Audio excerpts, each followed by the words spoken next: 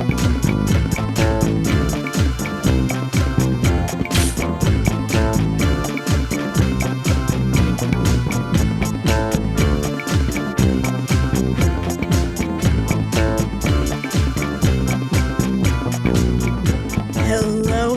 and welcome to HHH, the podcast where we talk about those horrible humans in history.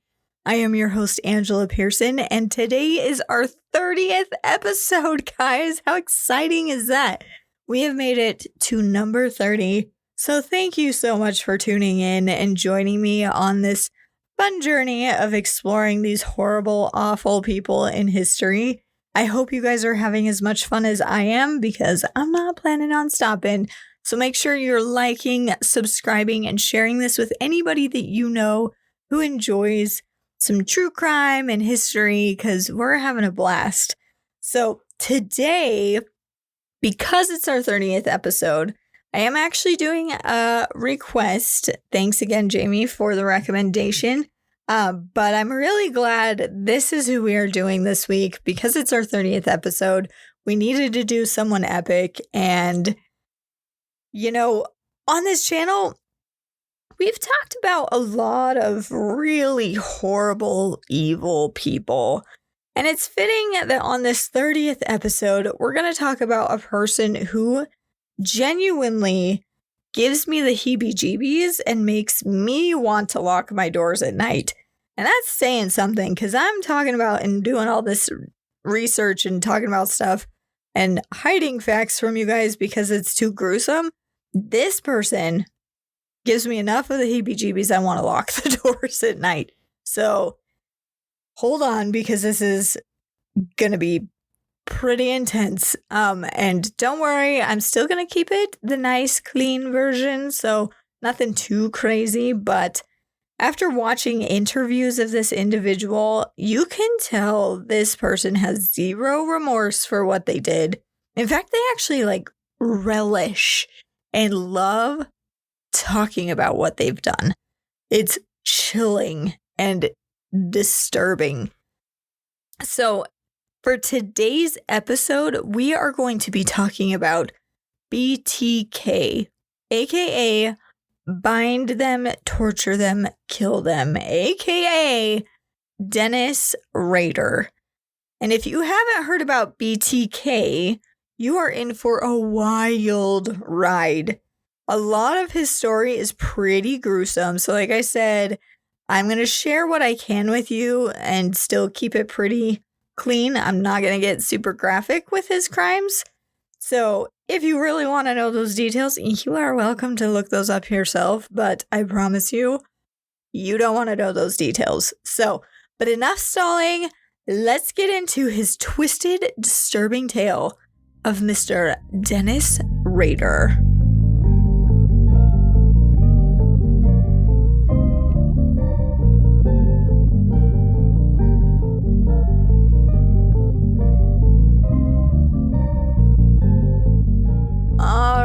Let's get into this creepy tale of Dennis Lynn Rader. But one more side note before we jump into it. I have a special guest in my recording studio today. Welcome, Maximus, my dog. So if you hear any random sounds in the background, it's just him. You know, it's just one of those really creepy stories. I just needed my little guard dog. So if you hear any weird sounds, it's just my dog. Anyways, Dennis Lynn Rader was born on March 9th, 1945 in Pittsburgh, Kansas, to Dorothea May Rader and William Elvin Rader. Dorothea was a bookkeeper and William was a gas service worker. Both parents worked really, really long hours and didn't really pay much attention to their children. Dennis was the oldest of 4 boys, so he and his brothers had a lot of independence and freedom due to his parents' work. And he specifically remembers that he was very ignored by his mother, but it's probably just because they were both working so hard. But he remembers that they just didn't pay any attention. Other than that, he had a pretty normal middle-class home, and they grew up in Wichita, Kansas, and his parents were, besides being fairly absent, it was a pretty normal childhood. There wasn't anything crazy. There's no abuse or anything like we've heard from a lot of our past horrible humans. There wasn't anything super crazy that happened in his childhood. Although he does remember that from a very young age, he had some really sadistic sexual fantasies. And if you have been listening to my podcast for a while, you will notice that this is our first man who is motivated to kill to fulfill certain naughty desires that they have. First man. We're on episode 30. It's crazy. Because you would assume it would be... Anyways, we're not going down that rabbit hole. Just it's crazy that it's been mostly women so far. So, anyways, sorry. Got off on that random tangent. So back to the story. When he was young, Rader often tortured and killed small animals by hanging them. Specifically, I think it's normal for little kids to kind of do a little experimenting with animals, but he really loved torturing them specifically and hanging them. And there was a point that he actually got in trouble at school and was furious with his teacher for humiliating him. So that night, he took a rope and climbed up into a tree and watched his teacher from the window. He actually had the rope tied really tight around his waist, and while he was watching his teacher, he completed for the first time, and from that point forward associated the feeling of completion with the tightness of the rope around something, and you will see why that becomes really important later on in his life. So this moment of him peeping in on his teacher would actually start a trend of voyeurism, where he would watch his female neighbors from outside their houses. He would actually dress up in women's clothing, and he especially loved wearing women's underwear that he had actually stolen from women. But all of these behaviors and all of his later behaviors were kept very, very secret. I mean, very secret. And I mean, obviously, he kept it a secret because no one knew that he was a killer for a long time. So obviously, he kept that a secret, but nobody knew about this. So how I'm going to kind of tell his story is I'm going to tell you the two sides of his life. So first, he actually graduated from Wichita Heights High School and attended Kansas Wesleyan University. He dropped out of the university after 1 year because he was receiving mediocre grades and wasn't doing super well. So he actually joined the United States Air Force in 1966. He finished basic training in Texas and then actually was sent to Japan. He was discharged from the Air Force in 1970, so he moved to Park City, Kansas. He worked in the meat department of a supermarket where his mother worked as a bookkeeper. So, worked alongside with his mother. And on May 22nd, 1971, Rader would actually marry Paula Dietz. They had 2 children, Carrie and Brian. Rader was a wonderful husband and father and doted on his children. His children were his world, so he took a lot of time to spend with them. And he was very attentive and even was a leader in his son's Boy Scout troop. Keep that in mind. He was a leader in Boy Scouts. I'll explain why that's important much later. He went back to school to Butler County Community College in El Dorado, where he earned an associate's degree in electronics engineering technology in 1973. In 1979, he graduated with a bachelor's degree in administration of justice from Wichita State University. He actually really wanted to become a police officer, ironically. Right after graduation, though, he worked as an assembler for the Coleman Company, the outdoor supply company. but he was eventually hired as an ADT security officer from 1974 to 1988.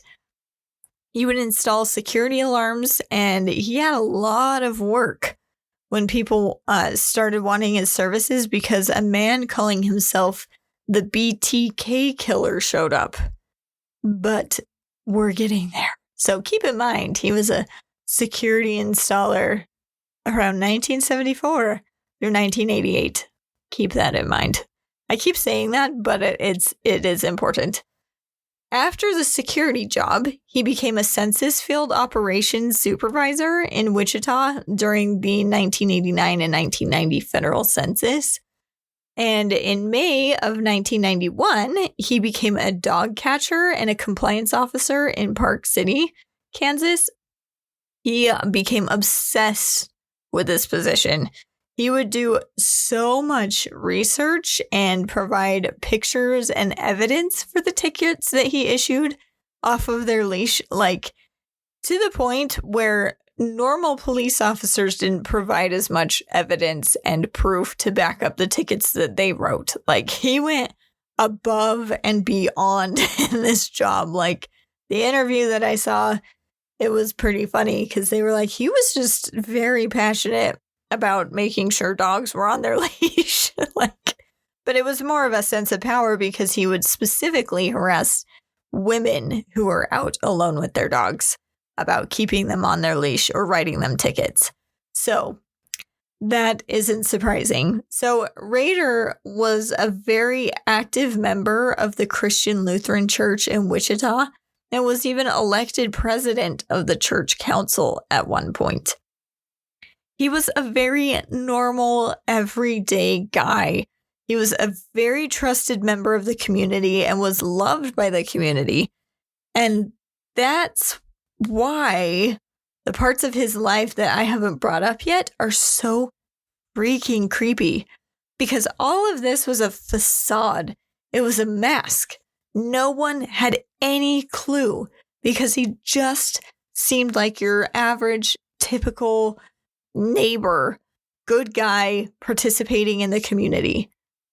But he lived a Jekyll Hyde kind of life. And I even watched an interview from his high school friend, and he still couldn't believe that his friend could possibly be this murderer. I mean, he knew it because of the evidence, but his friends just could not believe it because he was just such a normal dude. So now that I've shown you what Rader wanted the world to see, let's dive into the real life of Dennis Rader.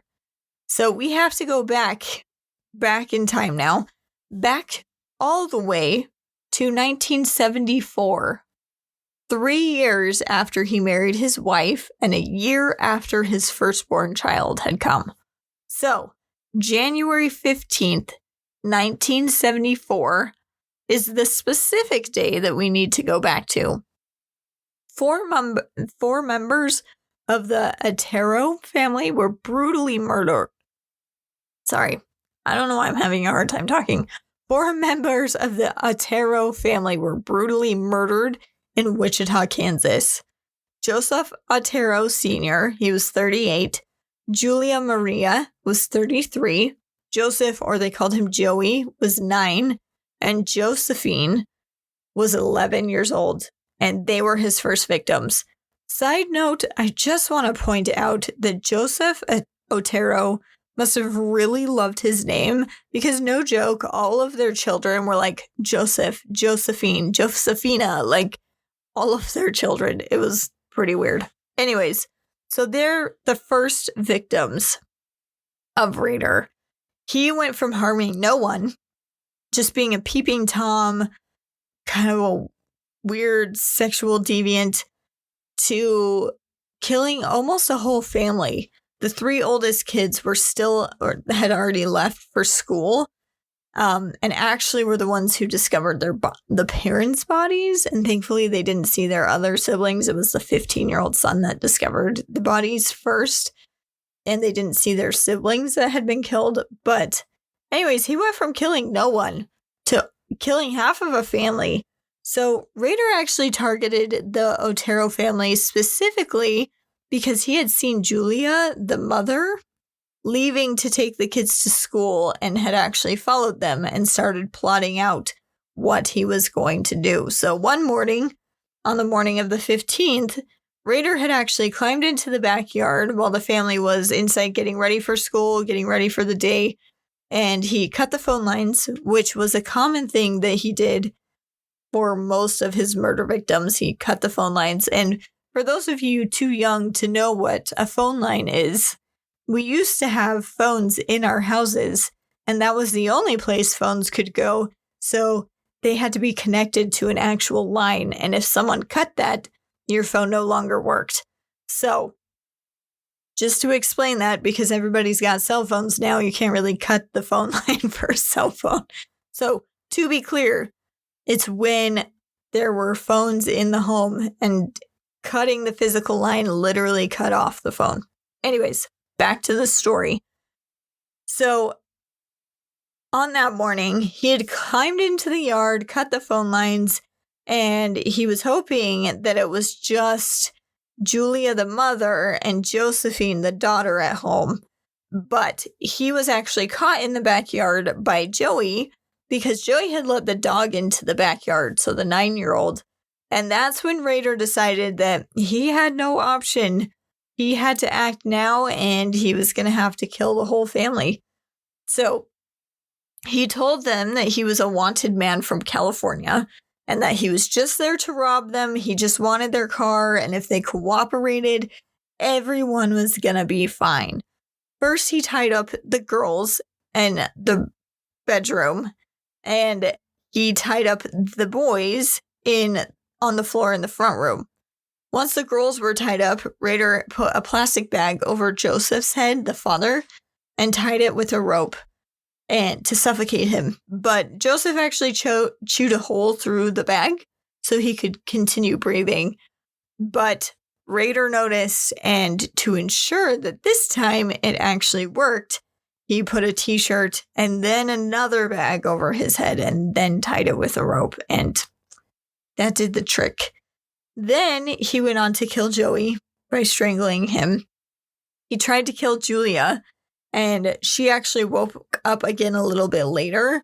And Rader would actually say, this is just so disturbing. He said that because it was his first time killing someone and strangling someone, he wasn't entirely sure how much pressure he needed to apply because it was his first time. So he had to go back and finish the job with Julia. And then he realized that he hadn't fully strangled Josephine because she also had woken up after he had tried to strangle her. Well, instead of just strangling her, he actually took her down into the basement, tied her up. She was half naked at this time and hung her. And at this moment in time, that's when he completed and left some evidence behind. And unfortunately, they didn't have the technology to use that specific evidence that only he could have left behind. If you're catching my drift, I really don't want to say it. But because he completed, they collected that evidence later. But anyways, super disturbing because that was what he was wanting. He was wanting that rush and that feeling of completion, and he got it because of the way he killed her. And like I said, the bodies were discovered by their 15-year-old son, who luckily did not see the body of his sister down in the basement. Now, he had officially killed his first victims, and he really, really liked it. In fact, when the police arrested other men believing that they had been the ones to commit the crime, Rader could not have it, could not bear the thought that someone would get credit for his amazing crime. So he actually wrote a letter in October of 1974. He contacted the Wichita Eagle, which is a newspaper, and let them know that he had left a letter inside an engineering book in the Wichita library describing the details of the crime that the police had not yet released to the public, so he could take full ownership of the crime. So here's a little bit of the letter that he wrote. Just brace yourself. So he said, "I write this letter to you for the sake of the taxpayer as well as your time. Those 3 dude you have in custody are just talking to get publicity for the Otero murders. They know nothing at all. I did it by myself with no one's help. ... I'm sorry this happened to society. They are the ones who suffer the most. It's hard to control myself. When this monster enter my brain, I will never know. But it here to stay. How does one cure himself? You ask for help, that you have killed 4 people. They laugh or hit the panic button and call the cops. I can't stop it. So the monster goes on and hurts me as well as society. Society can be thankful that there are ways for people like me to relieve myself at time by day dreams of some victims being tortured and being mine. Maybe you can stop him. I can't. He has already chosen his next victim or victims. I don't know who they are yet. The next day after I read the paper, I will know, but it too late. Good luck hunting. Yours truly guilty. P.S. Since sex criminals do not change their M.O., or by nature cannot do so, I will not change mine. The code word for me will be bind them, torture them, kill them. BTK. You see, he at it again. They will be on the next victim." So that is a letter that the police found in the book. And I know what you're thinking. This guy must be really dumb because he has no grammar. It sounds terrible, right? Well, here's the thing. In the letter, he actually spelled the word psychotic and perversion correctly. Those are pretty hard words to spell. And the police realized pretty quickly that this was a really smart person trying to make the police think he was stupid. Not only that, not only did the police not buy that this person was an idiot, but they believed that he had actually studied criminal psychology at some point. Because he literally points out that sex criminals don't change their MO. That's someone who's studied criminals before, who knows how the mind works in criminals. So they knew that they were dealing with someone a little bit smarter and didn't buy that he was dumb based off of his letter. So, not to mention, by the way, he did not put in this letter any mention of his second victim who had already been murdered. Because this is in October of 1974. We have to go back to April 4th, 1974, when Rader broke into the home of 21-year-old Catherine Doreen Bright. He had also cut her phone lines, had cut through her screen door and went in and was waiting for her to get home, and was shocked when she walked in and she was not alone in her house. Her 19-year-old brother, Kevin, had actually walked into the house with her. So he forced Catherine back into her bedroom and forced Kevin at gunpoint to tie her down. Kevin was really smart and actually didn't tie his sister very tightly. So at some point she would be able to escape. So after he ties up his sister, Rader brings Kevin into the other room to strangle him, and Kevin passes out, and Rader thinks he's dead. So he goes back into the room to deal with Catherine, and she's gotten out and is kind of thrashing around, and he's able to subdue her and try strangling her, and he hears noise in the other room, and she's passed out. At this point, again, second time, he doesn't know how much pressure to apply. Give him a break. Oh, don't give him a break. He's horrible. Anyways, so he goes back into the other room, and Kevin is awake. He did not kill him, and he's trying to escape. He's trying to get out, so Rader takes his gun and actually shoots Kevin in the head and goes back into the room and is giving up on Catherine because he's struggling to strangle her. So he stabs her a couple times and then hears the front door bang and realizes that Kevin has escaped. And Kevin, with a gunshot wound to his head, had been shot in the head, was running down the street trying to get help from neighbors.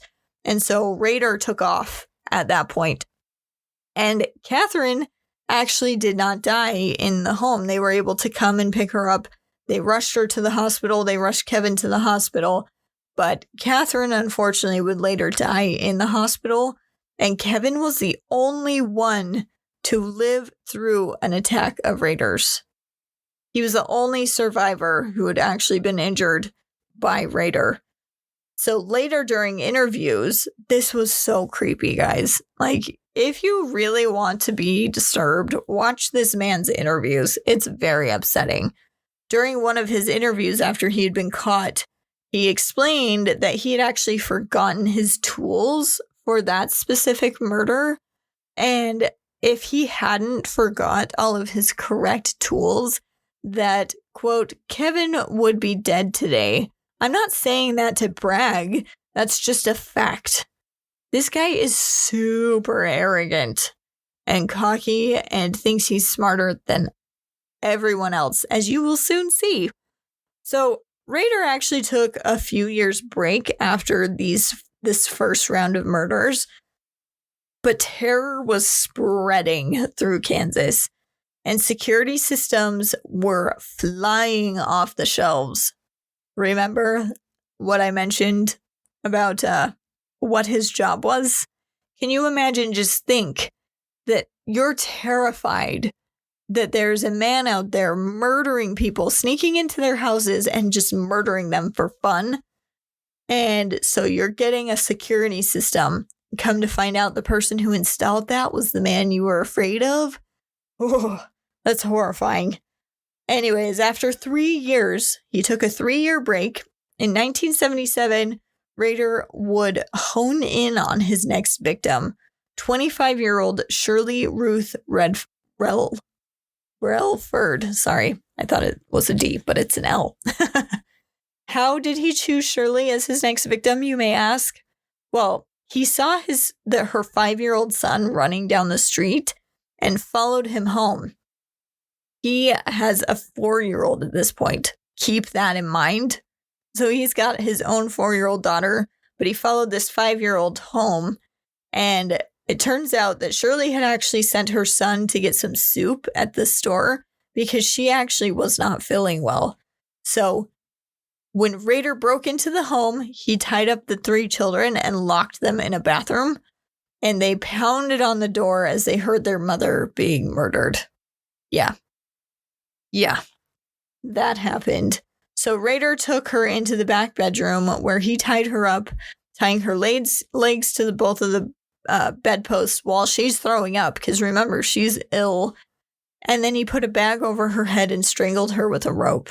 The children were screaming in the background as all of this was happening. And supposedly, I've heard 2 different stories where he wasn't planning on killing the children and just left them alone, and one where he was planning on killing the children. Either way, all of them survived and escaped being killed by him. So he didn't have a chance to kill any of those children. And this time, he didn't wait as long to commit his next murder.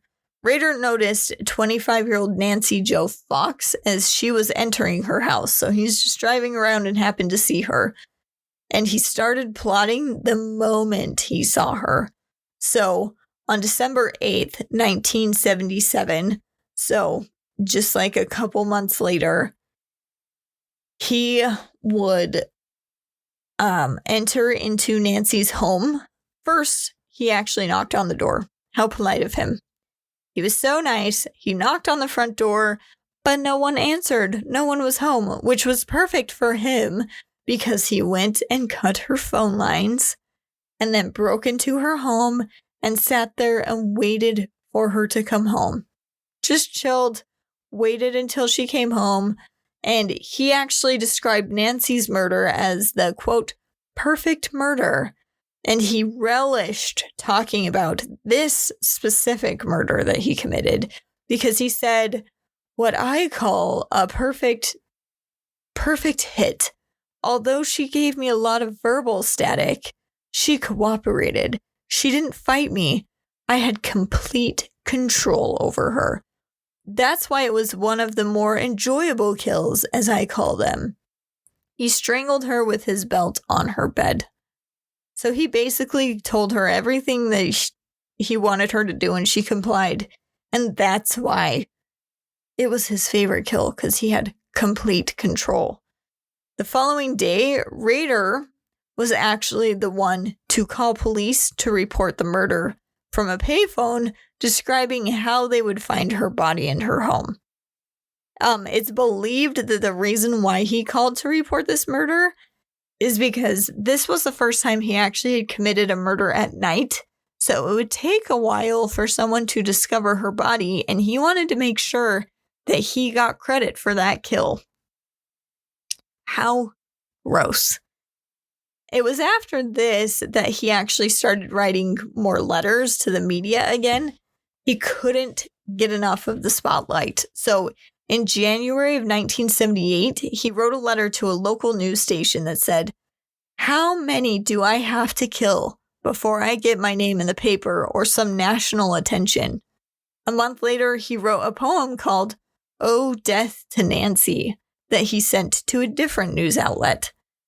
And he often in these letters would talk about Factor X, quote unquote Factor X, which is what supposedly was the motivation to kill.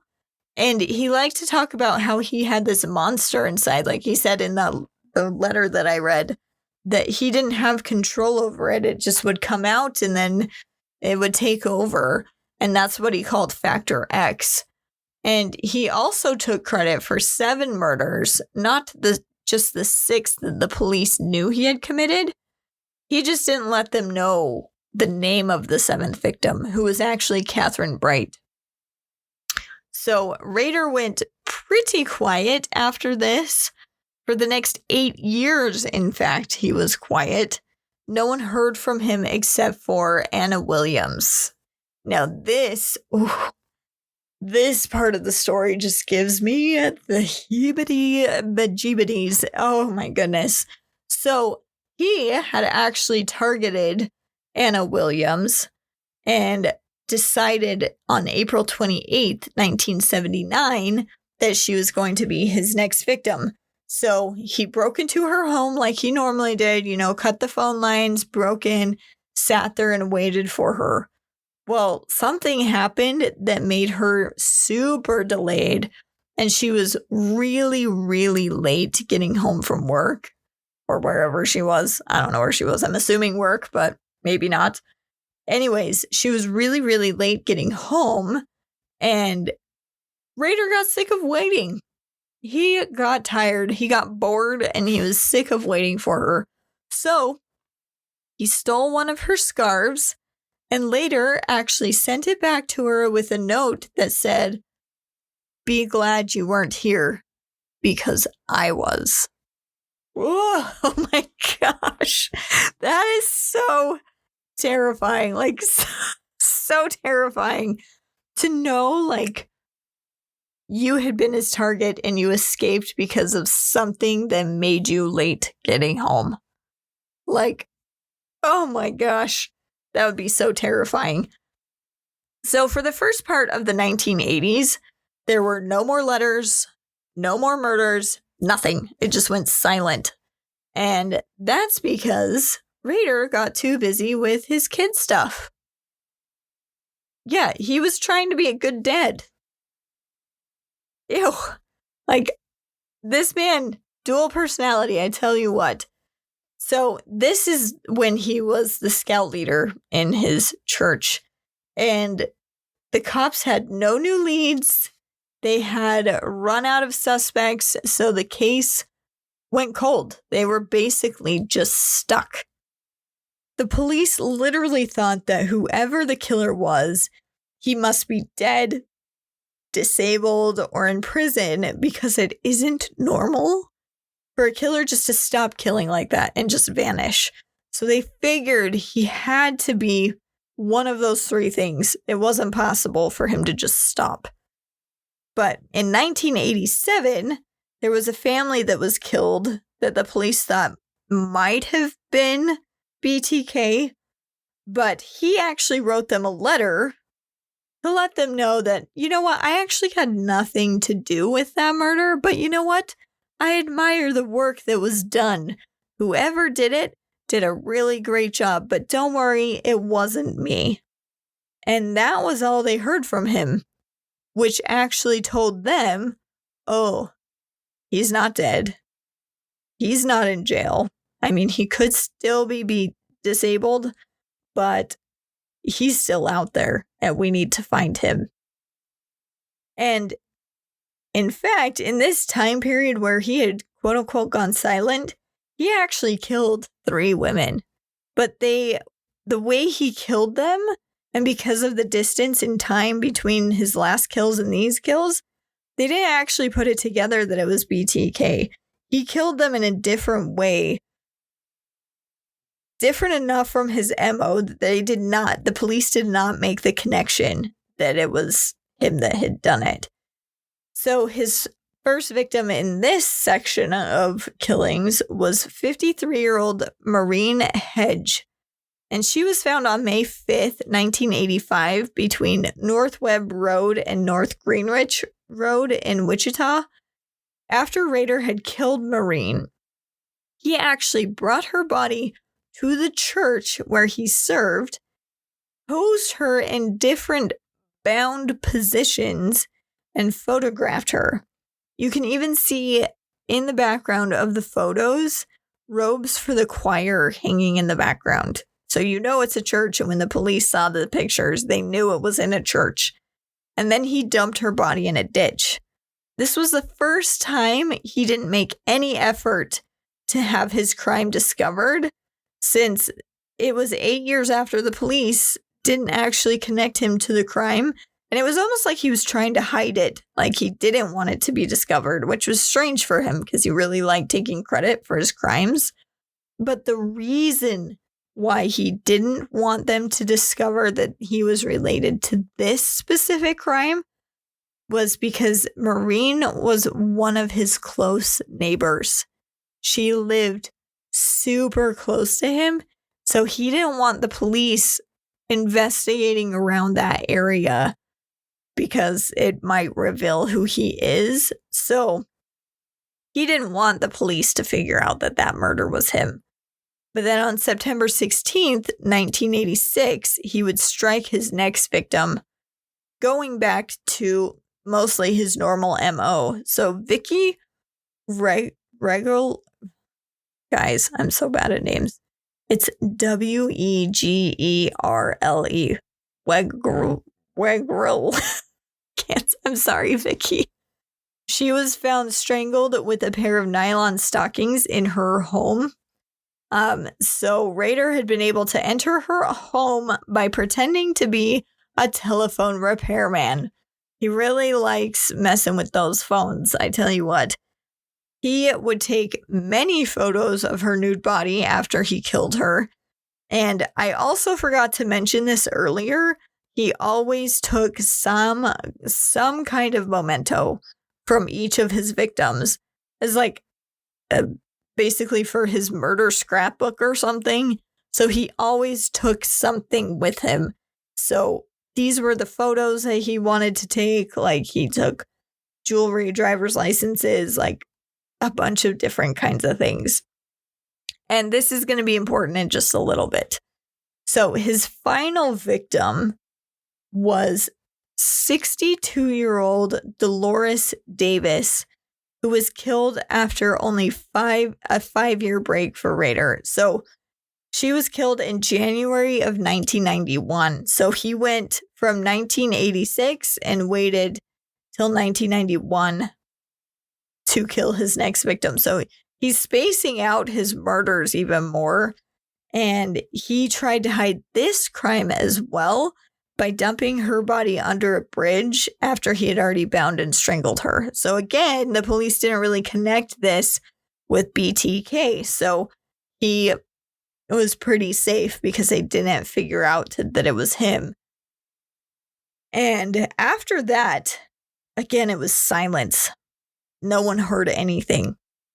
He went back to living like a normal average dude, really focusing on his family, on his wife and his kids, and like really being there for them and participating in their lives. Like, got back to being just a normal dude, and no one would hear from him for 14 years.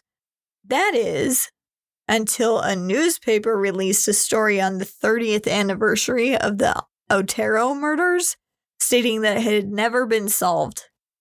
And this annoyed him so much. He was super annoyed at the fact that they didn't even mention him or say anything. And he was not getting credit for the murders of these people. And he thought he deserved to get some credit. So in March of 2004, this is so wild to me because I kind of remember this. In March of 2004, he sent a letter to a newspaper claiming responsibility for the death of Vicky.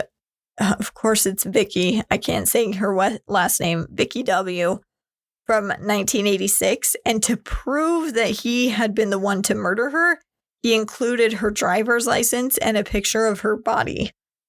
The police knew immediately that it was the real BTK killer that they were talking to. And this time, they had a lot of communication with him. He actually sent 11 messages in 1 year, almost to the point where it almost seemed like he wanted to get caught.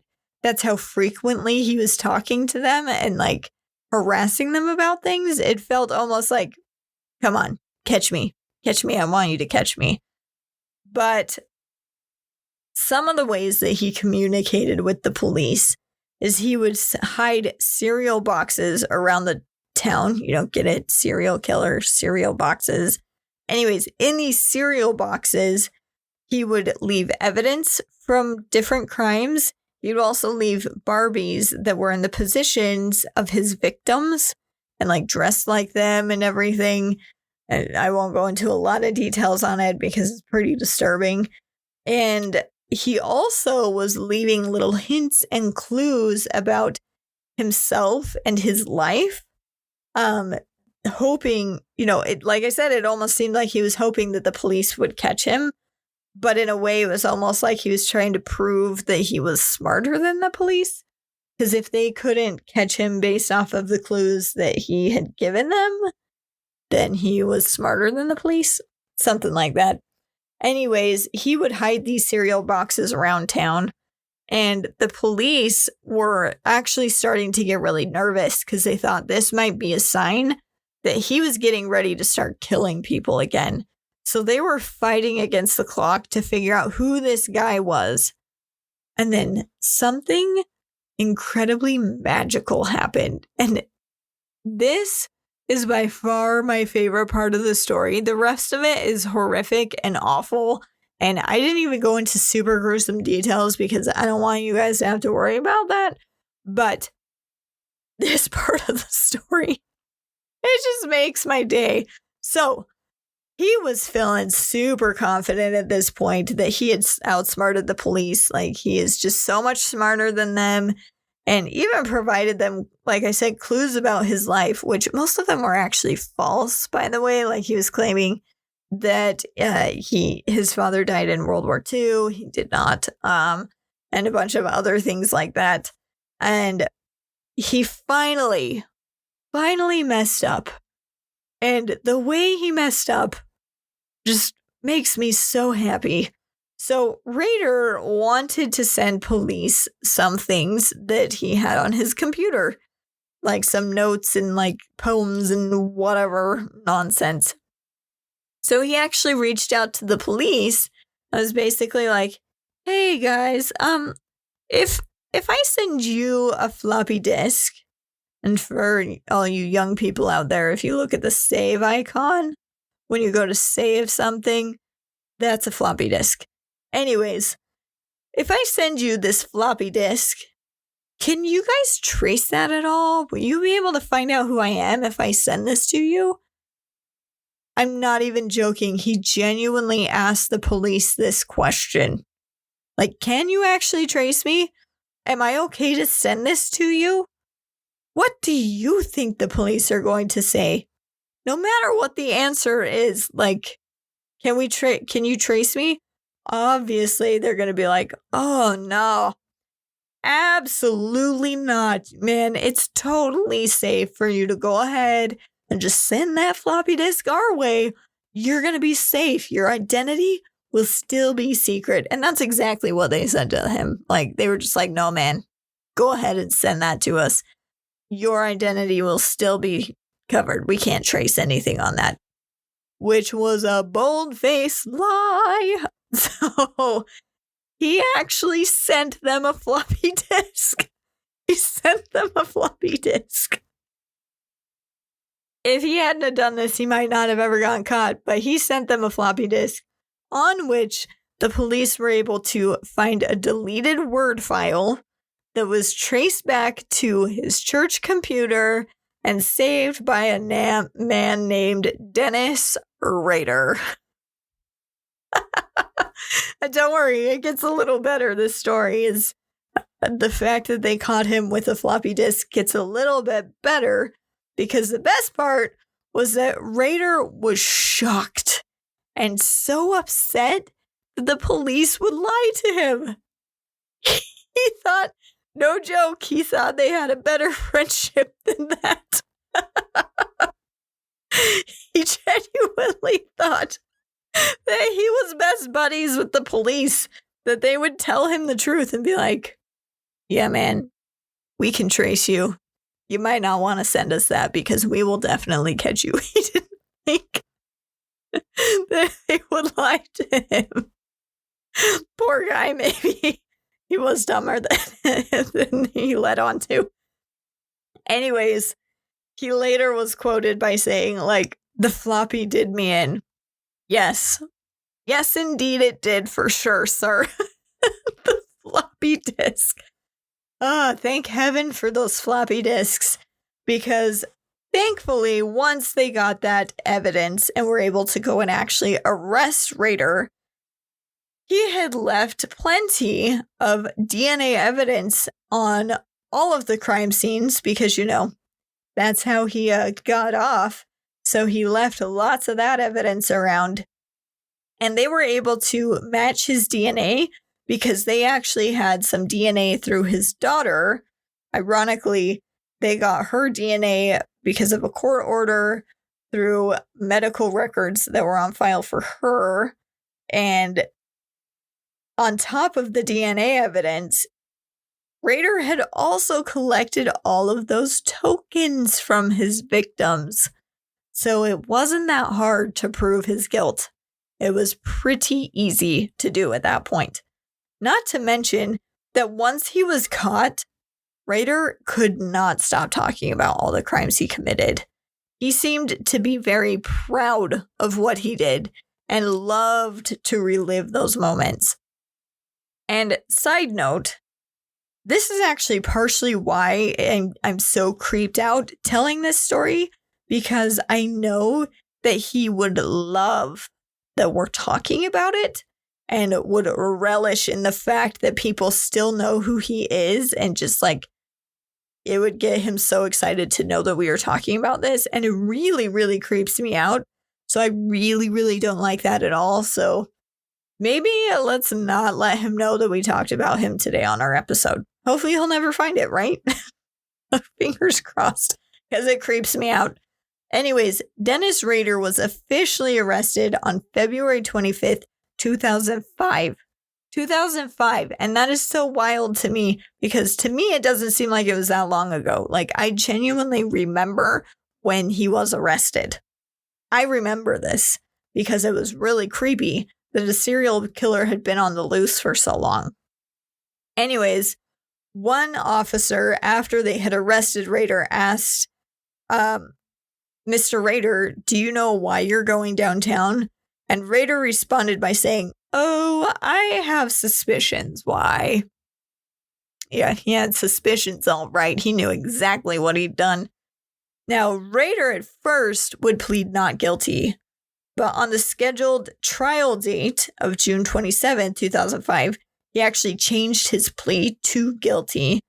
And at that point, he described all the murders in detail and never once apologized for those crimes. Literally, I watched his confessions and this guy just seemed so excited to be telling his stories. Like, it was like a person, if they had won some really big award or just gotten back from a trip from Europe and was really excited to tell you all about their adventures. That's kind of how it comes across. Like, it's so creepy. And he has no feelings of remorse. Zero. None. At all. And it is so disturbing. Oh, it's so unsettling. So he was sentenced to 10 consecutive life sentences. Supposedly, when they were transferring him to his new prison, they actually had the radio playing the victim statements. And supposedly, when he was listening to the victim statements, he actually cried when he heard them. So maybe he was starting to reconnect with his humanity and be like, oh, that was someone's daughter. I have a daughter. That would make me upset. Who knows? I feel like probably not, because he's a psychopath and they don't really have those kinds of ways of connecting with other people, but who knows? We don't really know. He is currently in solitary confinement for his protection, not for other people's, for his protection. So this horrible human in history is actually still alive and in prison right now, which is, oh gosh, I can't believe he's still alive. I like being able to talk about these horrible humans in history to be like, yep, they died. They're gone. No one has to worry about them anymore. Not this man. Not this man. Another reason why he gives me the heebie-jeebies. Now, the overlap of this man's Jekyll and Hyde life is kind of crazy. For example, one of the murders that he committed, he had actually gone to scout camp with his son. They were on this scout camp, and once everyone had fallen asleep, he snuck away, killed his victim, and then snuck back into camp, and no one had any idea that he had left for most of the night to commit this horrible crime. Another thing that he liked to do while he was on these scout camps that he didn't want anyone knowing about was he used to sneak away and dress in ladies' undies and bind himself up and even sometimes hang himself and take pictures of it. And it just it was so thrilling to him to do this. And one time he even got stuck in his own bindings and thought he was going to get caught. And that was one thing he was always worried about is, am I going to get discovered by the boys or some of the other leaders? And he never was, but that was part of the thrill for him, is that's why he would do it. Ugh, I've seen the pictures. You don't want to see the pictures, guys. It's upsetting. Ugh. Anyways, all of this information came from Rader after he had pled guilty. So they had obviously done a warrant on his house and was able to find all of the stuff and pictures and ugh, blah, blah, blah. Not great. So he sent fear through an entire community from 1974 to 2004. Span of 30 years he terrorized a community. And once his family discovered the truth about him, obviously his wife divorced him and his kids disowned him. Can you imagine being married for 30 years, thinking you were married to a wholesome man who is a good husband and father, just to find out he's a serial killer? Like, in one of the interviews, he even says that there was a moment when his wife saw a published letter in the newspaper from BTK and said to her husband, "Oh, weird. That killer misspells the same word that you misspell, and he misspells it the same way you do." And she thought it was funny, kind of like laughed it off. And in his mind, he thought, "Oh, she knows I now have to kill her." But because she never brought it up again, he didn't kill her. Yikes. Like, just imagine. And then finding out your husband is a serial killer. And you were like, "Oh, I should have known." Like, oh, that would be so disturbing. Anyways, I didn't go into a lot of graphic detail about this crime because all of his crimes were really horrible and awful. And the fact that he really loves talking about it and hearing about it and is really proud of what he did is why he is our horrible human in history for the week. So next week, we are going to be talking about someone recommended by one of our listeners. Thank you, James, for this. Sorry it's taking me a minute to do it, but I promise we're doing it next week. We are going to talk about Bluebeard, aka Henri Désiré Landru. He was a French serial killer in the late 1800s and 1900s. So be sure you tune in to hear all crazy details about this new serial killer from France. And again, make sure you're liking, subscribing. I hope you're enjoying this content. If you are, be sure to share it with anybody else you think that would like this content. But you guys have a fantastic week, and I will see you next time.